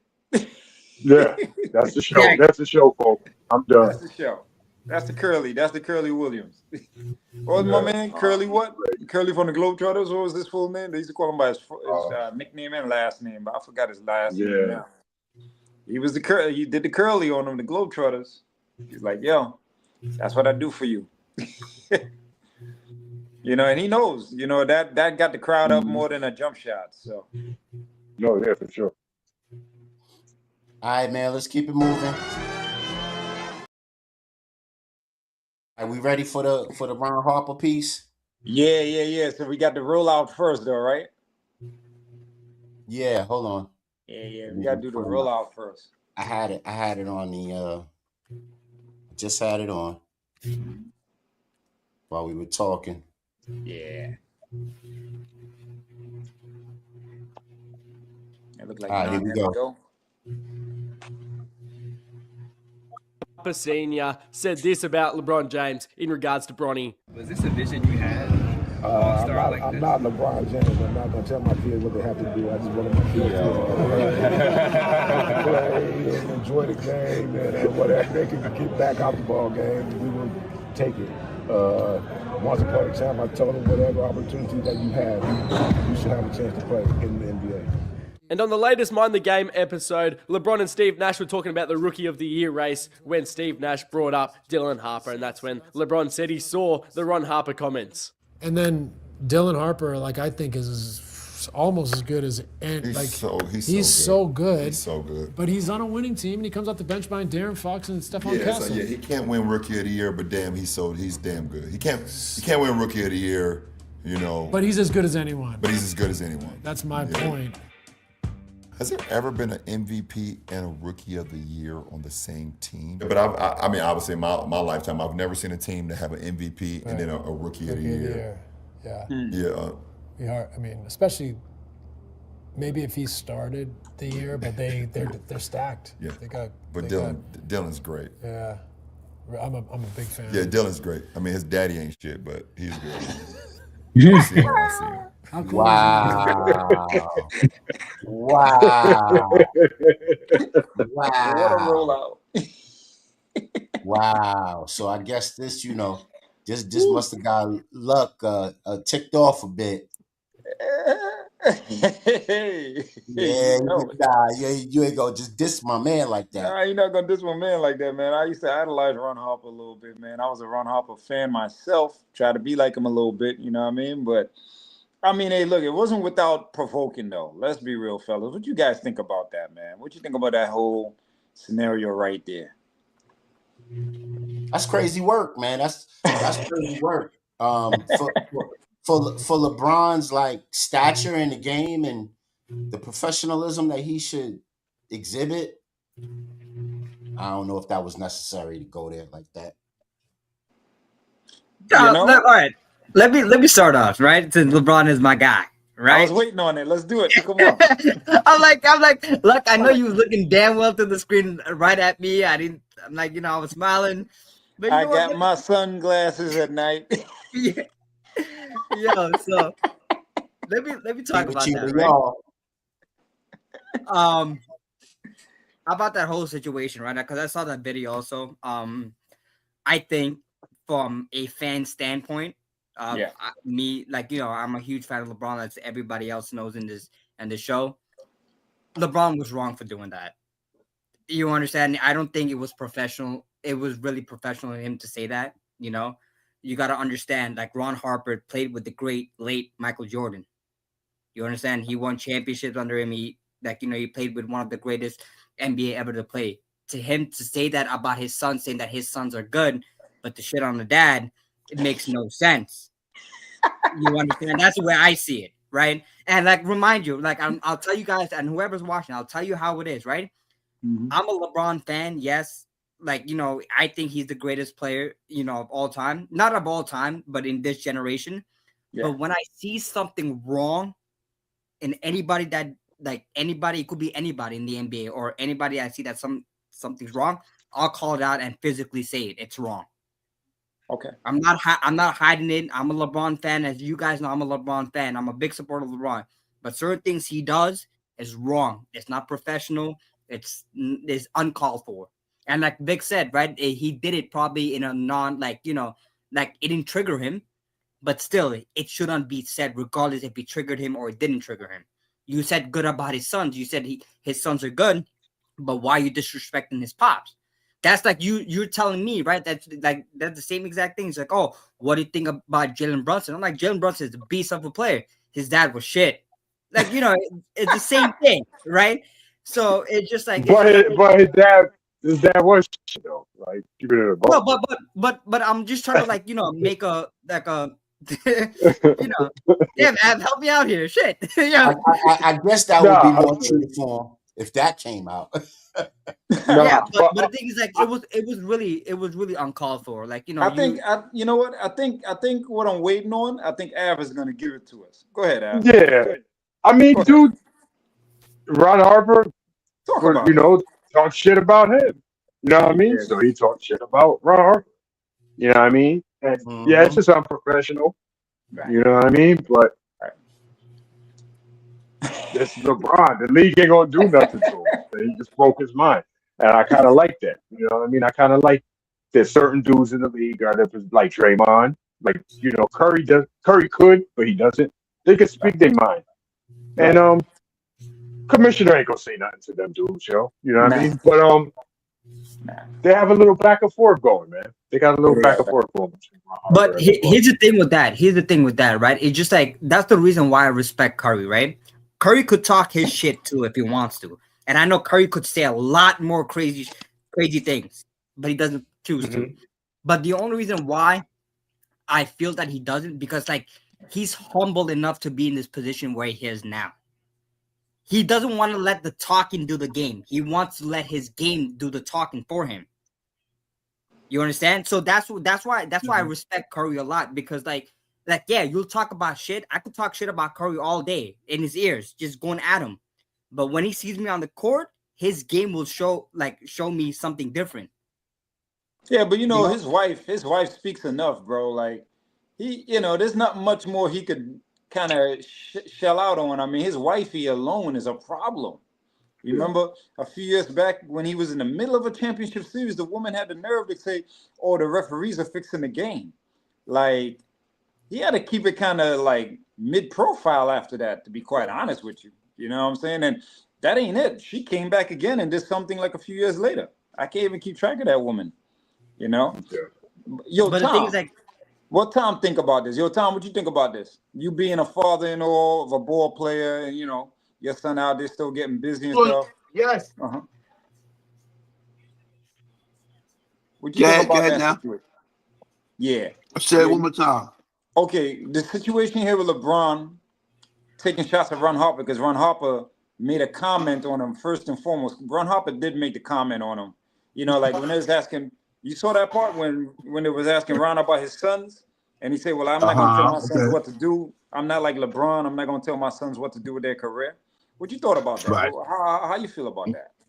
I know. Back in the day, if you go prime Ron and prime LeBron, Ron will bust LeBron up for one. That's how you put there. Now, as in the kids thing, I think you have, huh? You don't not think at so? all. No. You don't think Ron Harper will bust on him? I was a fan. They were saying he was baby Jordan. And he wasn't Jordan. I was a fan of Ron Harper. I was a big fan of Ron Harper on Cleveland. Before that, he's not in the same. Jordan Fitch. He was nasty. He was not in the same class as LeBron. He's not in the same class as Clyde Drexler. He's not in the same class as Mitch Richmond. But he was nice. But he's not that. You know what's funny? I'm glad you brought that up. I was wrestling in my mind, right? you know, like his level with a Mitch Richmond. You know what I'm saying? Because honestly, when we look at Mitch Richmond, we could almost believe that Mitch Richmond is the guy right there outside, slightly outside of Clyde and outside of Jordan, but would give both of them trouble on any given night. And I've seen Mitch Richmond give Clyde the Glide trouble and give Jordan trouble, right? But then you got Ron Harper before the injuries, giving Jordan trouble. You know what I'm saying? So it's kind of wild. But, you know, when I look at Richmond, his game looks a little more technical than Harper. But Harper's game looked natural. You know, like he didn't have to do much to get you out of his way. I think it's that we didn't see Harper develop all the way before the injury. Right. And then you gotta realize Harper was facing him more than how Mitch Richmond and what you call it was, because they only see him twice a year. Twice a year. You're right. Right. 3 times Harper to had the All-Star game. 5-6 games, and they was in the division. Right. So you know what? This would be a nice segue. I think we all aired out this little situation. I mean, like I'm gonna just put my opinion on it because we're gonna go right into the no more props. We getting into it already. What I would say is this: if I was in LeBron's shoes, this is like the second or third person. I'm gonna be like, yo, bro, don't put yourself next to Stephen A. Smith, bro. You saw how I rolled up on him. I'm gonna have to roll up on you too. Because we saw him roll up on Stephen A, right? Yeah. Remember that? Yeah. It'll be a bad look, though. It'll be a bad look rolling up on an elder statesman. You know what I'm saying? All jokes aside, I'm a big Ron Harper fan, too. I'm a big Ron. I wouldn't want to see LeBron roll up on Harper, you know what I mean? But Harper shouldn't have done that. In my opinion, he shouldn't have done that. That was a side swipe. He shouldn't have done that. He could have said anything else. And you know what's funny? Did you see the look on his son's face when he said it? Yeah. He covered his face. Yeah, he was like, "Oh, don't pass go, Dad. I gotta face this man. You're gonna be backing me in, not you." Yo, Vic, let's roll it, Vic. We're gonna have to cut it a little bit short because of the time, but we'll play. Okay. Because we only got 15 minutes left. Okay, yeah, we can do this in 15. All right, well, let's do it. Yeah, we already did some of it, actually. Nobody stopping me because of fellow. No more props, I want property. And nobody stopping me because of fellow. Hoppy hop. Let me tell you, 40 gave us 40 in Chicago. A week later, he gets traded to the Clippers. You don't even know the offense. He gave us 40 in the Clipper uniform. And that's the first time I ever seen somebody give the Bulls 40 points in 2 different uniforms. That's crazy. Within a week. Yeah. That's when I knew Harper was bad. I was like, this is a bad dude. Because I saw Harper play in college. I saw him dunk on Len Bias. They had a video of him playing. I guess it was a tournament. And Harper came across the lane and got a pass and then just one dribble. And when you dunk on Len Bias, that's something. Oh, that's for sure. Yeah. And Hart put it on him. I was like, oh, Lord. But you dunking on Len Bias, that's some crazy mess. But the best thing was the first play of the game, we in a 1-3-1 zone, and the ball go over my head. I reach back and jump up, it's in my hand, and Len Bias takes it out my hand and dunks on me, and they call a foul. And he jumps up and down, talking about ACC, Maryland, ACC. I said, man, the game just started. Don't worry. The game just I'm gonna find you somewhere in this game. Don't worry. You ain't gotta worry about me. I'm gonna be right here all night long in your face. He's like, oh, I'm like, okay. So I got my opportunity, and I kind of banged on him. I told him, you found out, I got you, sucker. Yeah, because you said something to him when he was on the ground, because he knocked him on the ground. And you can tell he said something to him. I was like, Harper, they're talking shit. I was like, you gonna dunk on? I said, he gonna dunk on one of the greatest players. But he got me first, though. Listen, I can admit it. He got me first. I didn't talk to him. He started talking. Oh, man. That was on Len Bias. You know, Len Bias gave Jordan all kinds of trouble in college. There goes Harper Hop, 6'6".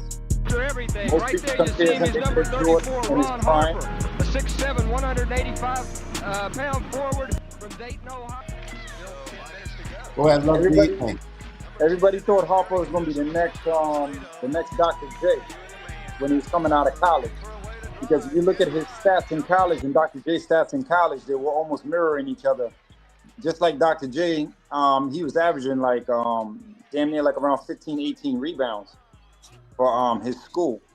So they used to compare him and Doc a lot, seeing how they both had like a kind of a park game. And, you know, Hop had a natural way of getting to the bucket like Doc did in his own way as well. You know, Hop wasn't really that guy that looked like super muscular or super like strong going to the bucket. But as you can see, Hop is like definitely overcompensating for his wiriness going to that basket. You know what I mean? Time and time again, you'll see. Yeah, Hop had like a nice swiftness to his game, a very deceptive. He don't look fast. He don't look like he's putting mad dribbles on the ground to get by you. He had a nice little simple crossover, and he could handle a rock with both hands, dunk with both hands. You know what I mean? Decent defender, was good at stealing the ball. And for one season, he was averaging like 1 block a game for the Cleveland Cavaliers for one season. And he was a decent passer. The year when he went from the Cleveland Cavaliers to the Clippers, he was averaging like about 7 assists a game from the shooting guard position.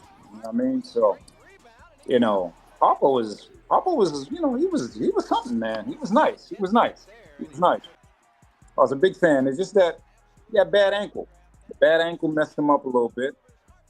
I believe the ankle started attacking him when he was in Cleveland. And that was a season when he probably averaged like 15 points, I believe. Let me take a look at his stats. He had averaged 15 points, but he didn't play a lot of games that season, I believe. But when he got to the Clippers, after he put up some big numbers in Cleveland once again, I think they took that as an opportunity to trade him. And that was the year 1989, 1990 was the season they sent him from Cleveland to the LA Clippers. So they waited for him to pick his average back up to like 22, and then made him a tradable commodity again. And then they sent him to the LA Clippers, and guess what? He ended up having some great seasons over there as well. He really showed them that, you know, he wasn't a fluke, you know what I'm saying, or some injury-prone guy that can't put numbers up. So, you know, yeah, Ron Harper was nice, man. What y'all got thoughts on Ron Harper? Look at that move. Dr. J.S. Look at this one. Now, Harper used to give work to a lot of people, man. Nah, I was a Ron Harper fan in the early Cleveland days when he first got there. And I think we spoke about it before, man. You know whose career I compare him to. I feel his career is very similar. Is Iguodala, the guy who came in, you know what I'm saying, young, athletic, you know what I'm saying, hyper athletic, dunking on people,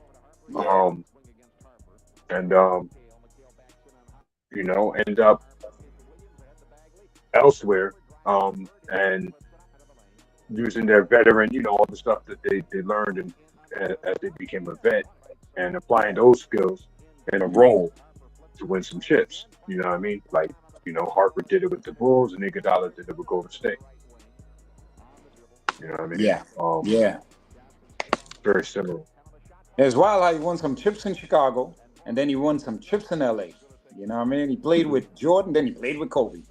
Look how he steal that ball from Dennis Johnson. It's just crazy how he was able to play, you know, with these two great shooting guards. You know, these two, you know, there's 1 and 2 basically as shooting guard. Most people look at this guy, look at it, smooth. You know, like you know, most people's all-time shooting guards list, you know, Jordan's number 1, Kobe's number 2, and he played with the both. That's the crazy part. Right. You know, you have to mirror them in practice. You know what I'm saying? Yeah. And it's just wild too, man. Being that guy too, who used to do things like this. You know what I'm saying? To go into being that guy who pretty much just pick his spots and, you know, just make sure Jordan get his light and he shut down the other guy on the other team. You know what I mean? It's just wow. He became a role player. You know. I mean, that's what those teams, you know, a piece that those teams needed, though. So it was still valuable. Yeah. Yeah, you're right. You know what I'm saying?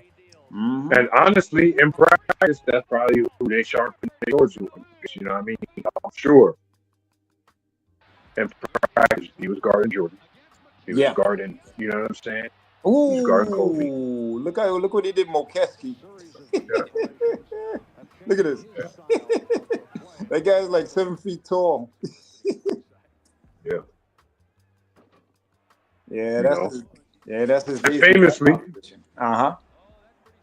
Famously on the first of the shot that Jordan hit over Craig Elo, he was supposed to be guarding Jordan. Yes. Talk about it. But Yes. the coach decided they put Elo on Jordan for that possession, and Harper fought against it, argued against it with the coach, but they decided to rock with Elo, and then the rest is history. Yeah, that's a fact. Yeah, Lenny Wilkins sure wasn't giving that argument up. And you know what's so funny about that? That sounds like an Epstein list move, so Jordan can win. Uh-huh. Oh, it might be in the files. You gotta check the files. I'm joking. Check the files. You gotta check the files. You gotta check the files. Right. We gotta check the files. You might see Lenny Wilkins' name on the list.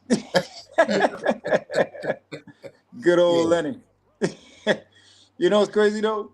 Jordan set that up because they asked Jordan, who you think that is a tough defender on Cleveland? He said, yeah, that guy Craig Elo is a pretty tough defender. That was a setup, right? That's a real thing that happened, a real conversation.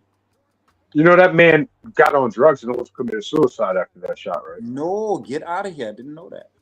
Yes, sir. Wow. There's a whole documentary about his life after that, bro. Oh, real dark, bro. Oh, so adding on to what you said, Av, real talk, with this here, right?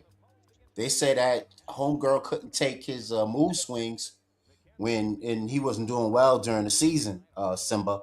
So he was having mad mood swings with old girl, and she wasn't equipped to handle that. You know what I mean? And that's something. I mean, these things could happen. Look, you know what used to be a rumor? Talking about players needing psychologists after playing against Jordan. This has got Byron Scott. I mean, there's a rumor. I'm saying it's a rumor ahead of time, but when I was a kid coming up in the 90s, when we was at Uniondale Ave, I heard the rumor.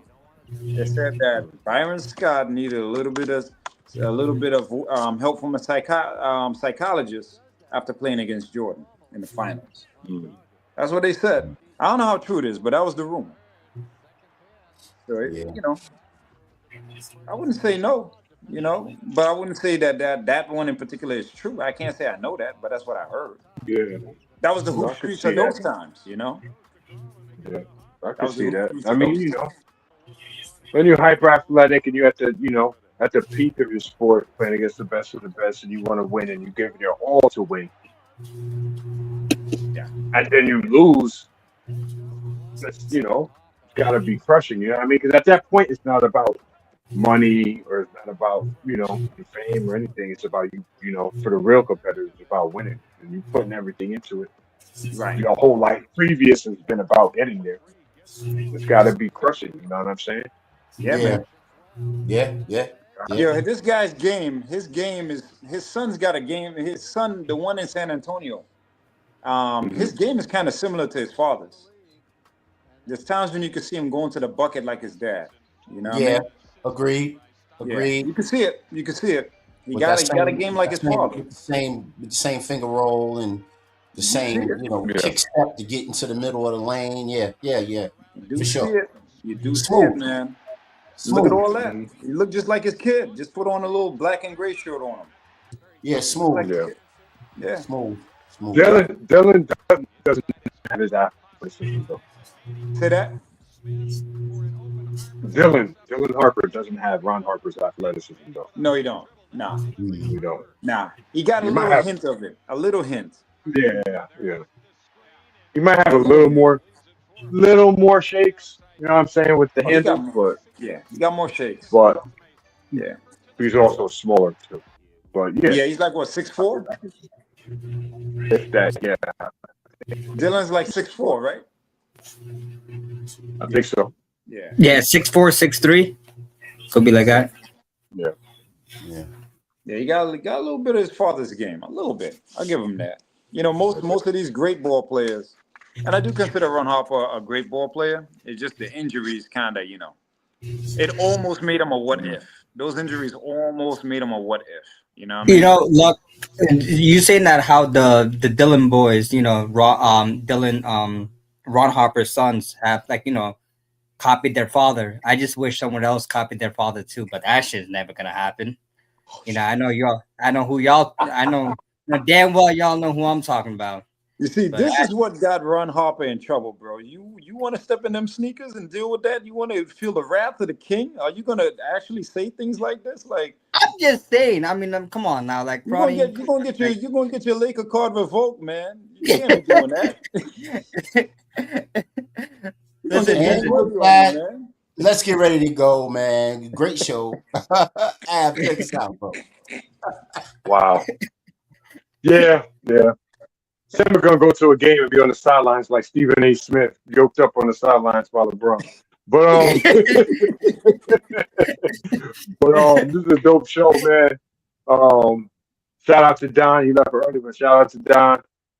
Shout out to Tomcat, Simba, Lucky, of course, Vic, and everybody for joining us and watching, man. And the bonus hoops, man. We out of here. Peace. Peace. Peace.